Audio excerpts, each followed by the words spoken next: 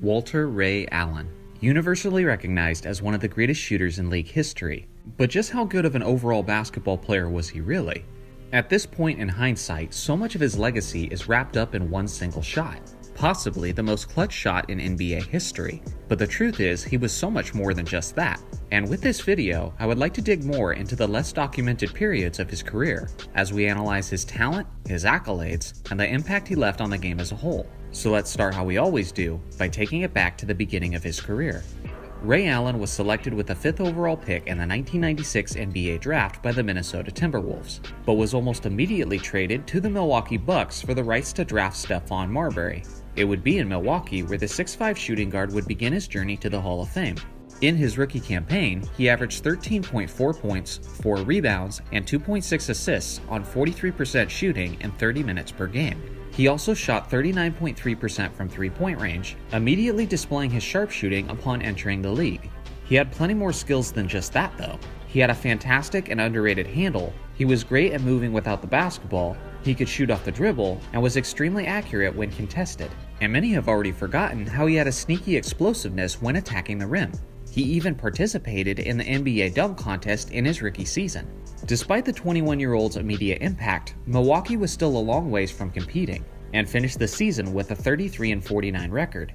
In his second year, Allen and the Bucks took a leap forward as he increased his averages across the board and had numerous standout performances, like in the final game of the regular season in a must-win situation to get into the playoffs. Allen dropped 40 points, 10 rebounds, 4 assists, and 3 steals on 55% shooting. If a 22-year-old did that in today's NBA, social media would be losing its mind. As time went on, Allen and the Bucks continued to grow stronger, as he was an all-star for the first time in his 4th season, but it would be his 5th season where Milwaukee would make some serious noise in the East. That year, he put up 22 points, 5.2 rebounds, 4.6 assists, and 1.5 steals on 48% shooting and 43.3% from distance. With help from teammates like Glenn Robinson and Sam Cassell, the Bucks won 52 games for the second best record in the Eastern Conference. Allen took his game to another level in that postseason, as they started by beating the Magic in 4 games, and then beat the Hornets in the second round in 7 games. They were heading into the Eastern Finals, and awaiting for them was the league MVP and the top-seeded Philadelphia 76ers. Now everyone remembers Allen Iverson's iconic 2001 postseason, where he offensively carried the 76ers into the NBA Finals. But what everyone forgets is how close Ray Allen was to leading the Bucks to the finals instead.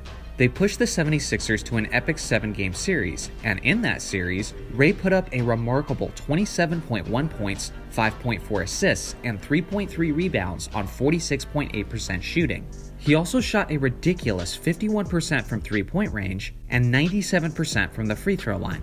This obviously wasn't just a really solid three-point shooter, but Allen was a legitimate superstar, playing like a superstar when the games mattered most in the NBA playoffs. Believe it or not, we still hadn't seen the best of Ray Allen. Unfortunately, this is the best we'd see from this Bucks squad, as the team wasn't clicking as well the following year, and eventually, looking to make major changes, they made a blockbuster trade, sending Allen to the Seattle Supersonics in return for Gary Payton. In Seattle, the now 28-year-old Allen would have to be leaned upon even more offensively, which led his numbers to consistently increase over the next several seasons. He was legitimately asserting himself as one of the best shooting guards in all of the NBA, and in the 05-06 season, he would have a career year from an individual perspective. He put up 25.1 points, 4.3 rebounds, 3.7 assists, and 1.7 steals on 45% shooting and 41.2% from three-point range. In only 78 games, he set the NBA record for the most three-pointers made in a single season with 269. His record has since been broken over a dozen times due to the inflation in three-pointers. But even with that being said, his 269 total is still incredibly impressive even by today's standards. To even further emphasize how impressive his three-point total was, consider the fact that the NBA in 2006 was shooting less than half the amount of three-pointers that are being shot in the current NBA. In other words, 06 Allen would be an absolutely terrifying force if he played in today's game.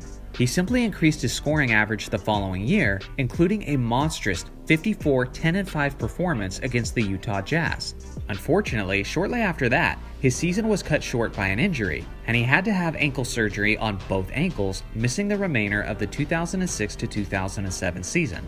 Although Allen was an all-star in each of his 4 full seasons with the Sonics, they were never able to make it as far as the conference finals, and due to this, the Sonics were ready to head into a complete rebuild by the 2007 offseason. So they traded Allen to the Boston Celtics for a couple players and a lottery pick. Shortly after, the Celtics also acquired Kevin Garnett, forming the iconic Boston Big Three.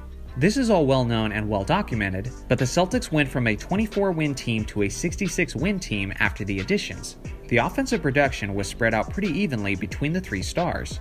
Although Allen's numbers dropped significantly from his days with the Sonics, it was all for the sake of winning, as the Celtics dominated their way to the 2008 championship. One thing Allen definitely displayed during his time with Boston was his natural clutch gene. Time and time again, he hit a game-winning basket or a crucial 3 just when his team needed it.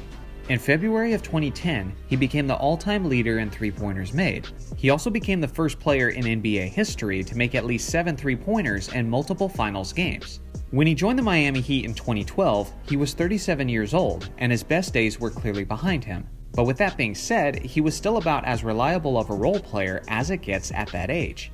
Other than the Heat's Big Three, he led Miami in scoring during his time there, and he continued to do what he had done so well throughout his career and hit the big shots when they mattered most. None more famous than the game-tying 3 with 5 seconds left in a must-win Game 6 of the NBA Finals. It literally saved the series, and it's why many people, including myself, recognize it as the most clutch shot in league history. Looking at the totality of his career as a whole, Allen made 10 All-Star teams, 2 All-NBA teams, and he was a 2-time NBA champion. He was a near 20 points per game scorer over the course of his career, and was a deadly 40% from three-point range. That's impressive just for a single season, but for an entire career at his volume of three-point shots is absolutely exceptional. In my opinion, Ray Allen is the ultimate example of how a superstar can age gracefully throughout his basketball career. At one point, he was a developing young star, and then he was the leading superstar of his franchise. And then he embraced his role as the second or third option, and eventually he became the standard of a solid and reliable role player. There was no point in his career where he didn't stand out in some way, shape, or form, regardless of his role.